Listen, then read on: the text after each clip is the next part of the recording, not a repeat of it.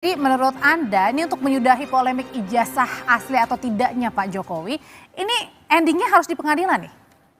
Ya, saya kira kan proses hukum itu tidak semua harus pada ujungnya di pengadilan. Ada penyelidikan, ada penyidikan, kan itu, ada penuntutan dan kemudian pemeriksaan di persidangan. Dan dalam kasus ini memang kemudian ketika memang tidak ada peristiwa pidana, ya penyelidikan akhirnya mengambil sebuah kesimpulan tadi itu. Tetapi kemudian kan masih menimbulkan keraguan, masih menimbulkan pertanyaan. Antara otentik dan asli itu? Antara otentik dan asli tadi itu. Itu kan dua kata yang kemudian satu sisi, asli itu kan sesuai dengan asalnya. Ya. Sesuai dengan asal usulnya. Maka kemudian dikatakan asli.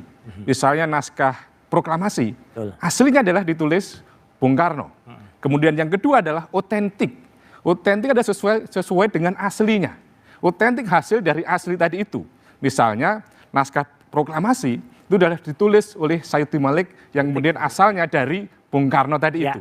Jadi dalam konteks ijazah ini polemik terjadi karena apa? Karena dalam rangka mencari kebenaran material tadi itu. Kebenaran yang sebenar-benarnya.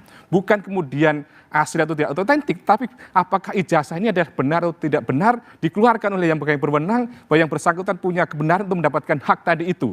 Soal kemudian ini akan lari pada pengadilan atau tidak, yang penting prosesnya adalah transparan, prosesnya akuntabel. Jadi kalau dikatakan oleh Barreskrim ijazahnya identik nih artinya?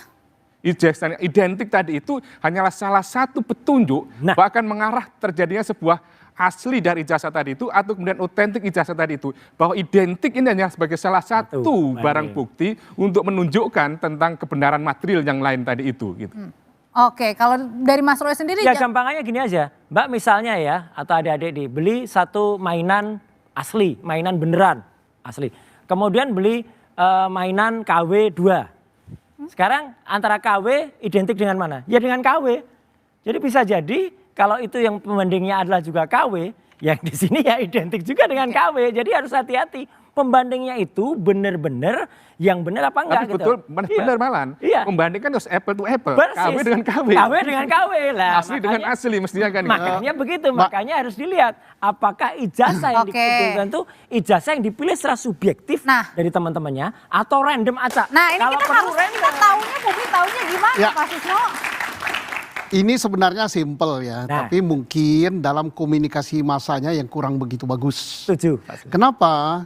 Karena terlalu menitik beratkan kepada hasil laborat terhadap barang yang diteliti. Kalau bertumpu di situ saja. Tapi kalau setelah kami teliti di laborat, ijazahnya Pak Jokowi identik dengan ijazah mahasiswa ini dan diakui oleh lembaganya. Oleh lembaga yang mengeluarkan dan didukung oleh hasil pemeriksaan bahwa betul dia kuliah di sana mulai dari bukti ini sampai tamat ini dan didukung alat bukti lain dia betul-betul di situ.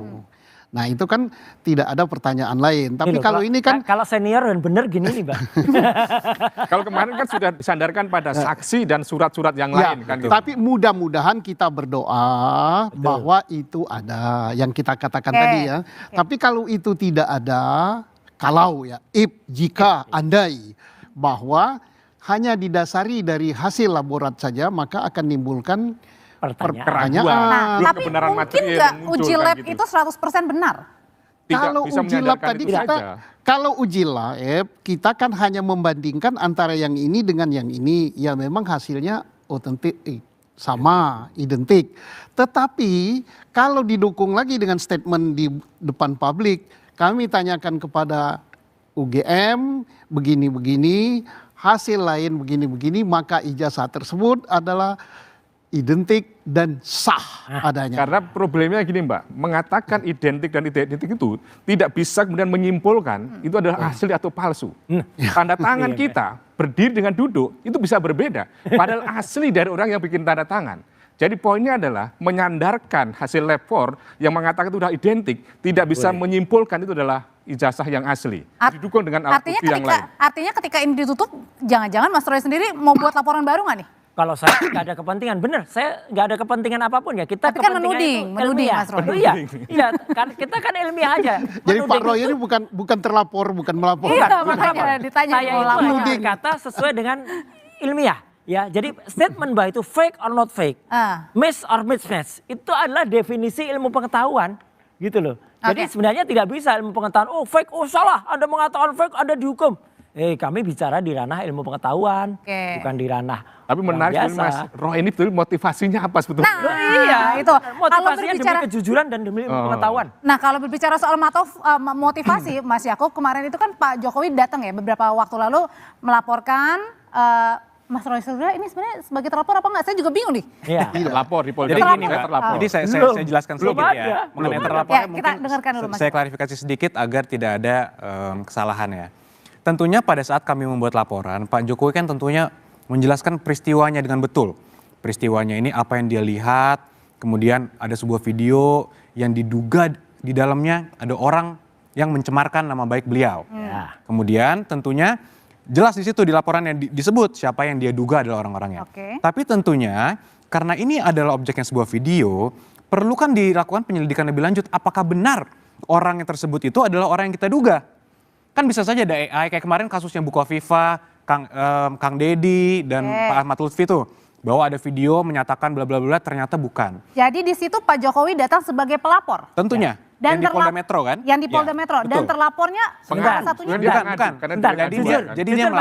Jadi dia melaporkan suatu peristiwa disebutkan di peristiwa tersebut bahwa saya melihat suatu video di sini orangnya. Di situ ada siapa? Orangnya kami duga adalah ada yang inisial kami sebutkan kemarin. Tapi tentunya siapapun di dunia ini tidak bisa tentunya menyatakan secara pasti ini adalah orangnya. Karena kan harus diselidiki dulu apakah benar. Makanya itu di Polda tentunya kemarin logikanya mereka harus memanggil dulu pihak-pihak untuk dipanggil undangan klarifikasi kan.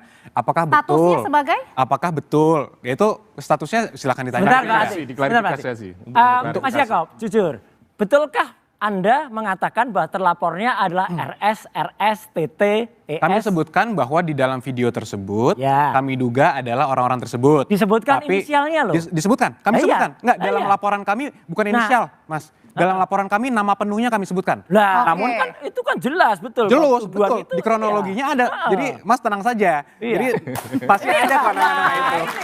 Jadi kan tidak jelas. Jelas. Niatnya ngelaporin. Jelas. Di situ kan kami duga adalah orang-orang tersebut. Tapi tentunya kan kami tetap mengedepankan praduga tak bersalah dan kami harus menghormati proses penyelidikan yang ada. Siapa tahu AI. Makanya itu harus dilakukan penyelidikan, ditanya, harus diklarifikasi dulu dong. Yang kami sebutkan di situ pada tanggal sekian Anda di mana? Apakah Anda betul ada di video tersebut? Ketika itu baru bisa menghasilkan penyelidikan yang betul-betul dipertanggungjawabkan. Dan paling lucunya, Pak Andre, itu supaya orang tahu, yang dilaporkan di dalam surat panggilan undangan itu adalah peristiwa tanggal 26 Maret 2022. Saya tidak ada dalam video yang disebutkan tanggal 26 Maret 2025 itu. Berarti udah nggak ada. Tahun lama ya. Jadi lokus dan tempusnya 26 Maret 2025. Jadi ini statusnya tidak sebagai terlapor. ada. Apa ini kan bingung nih, katanya nggak ada nama terlapor. Jadi begini. Ada kata Mas Yakub. Kalau Saya Pak Roy kan dituding kan. tidak membela salah satu pihak ya. Sebagai penyidik katakan ini melapor. Melapor kalau nggak ada yang perlu kalau ada apapun yang diketahui harus dia masukkan. Orang yang dilaporkan belum tentu bersalah. Apalagi peristiwanya 2022. 25. Enggak, sorry. 26 Maret 2025. Apalagi misalnya setelah dicari unsur-unsur pasal yang dituduhkan, dia tidak masuk di situ. Jadi jangan takutlah. Dan ada ini 5 bagus pasal kan? sekali Tidak salah 5 untuk pasal. 310, 311, 311, 27, 32 dan 35. Nah, Ya. itu yang jahat yang dua itu. pidana Memajukan antara itu aduan dan yang delik dicari biasa adalah itu. kebenaran material. Betul. Salah satu unsur dari pasal yang dituduhkan tidak terbukti maka gugurlah dia. Nah, Jadi tidak perlu takut, don't worry. ini penting Pak Untuk. Yang disampaikan Prof. Kalau Tadi. gitu- Jadi ada aduan dan tadi dicampur Ada tadi. delik Prof. umum kan. Nah, itu. Kalau 310, 311 itu kan delik aduan. Betul. 27 di Undang-Undang ITE pun juga begitu kan. Bahwa kemudian MK juga membatasi kalau misalnya lembaga negara kan tidak boleh menjadi Atau pejabat pengadu. negara. Pejabat negara tidak boleh mengadu. Nah 32, 35 ini yang kemudian delik biasa. Yang kemudian ini nanti menjadi kesulitan. Misalnya Pak Jokowi bermaksud mencabut aduannya, maka proses berjalan di Nah kalau penyidikan. gitu pertanyaan selanjutnya yang akan dijawab sama Mas Yakub. Sebenarnya ini jadi nggak sih Pak Jokowi ini memidanakan Mas Roy Suryo? Nanti ya. Bagus sih.